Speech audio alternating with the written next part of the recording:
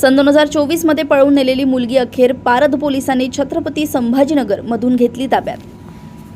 अनैतिक मानवी वाहतूक प्रतिबंधक कक्षाकडे तपासावर असलेल्या गुन्ह्यांपैकी पोलीस स्टेशन पारध येथे दिनांक 15 नोव्हेंबर 2024 रोजी पारध येथून एका अल्पवयीन मुलीस अनवा शांडा तालुका भोकरदन जिल्हा जालना येथील रहिवासी मुलाने फूस लावून पळवून नेले बाबत तक्रारीवरून भारतीय न्याय संहिता कलम 137(2) प्रमाणे गुन्हा दाखल करण्यात आला होता। परंतु बराच कालावधी होऊन गेला तरी पीडित मुलगी व आरोपी मिळून न आल्याने माननीय पोलीस अधीक्षक यांच्या आदेशाने गुन्ह्याचा पुढील तपास अनैतिक मानवी वाहतूक प्रतिबंधक कक्ष यांच्याकडे वर्ग करण्यात आला होता।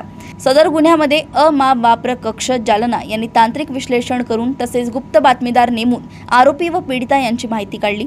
नमूद आरोपी व पीडित हे छत्रपती संभाजीनगर येथे राहत असले बाबत खात्रीशीर माहिती मिळाल्याने त्यांना छत्रपती संभाजीनगर येथून ताब्यात घेऊन गुन्ह्यातील पीडित व आरोपीस पुढील तपासासाठी पारध पोलीस स्टेशन येथे हजर करण्यात आले।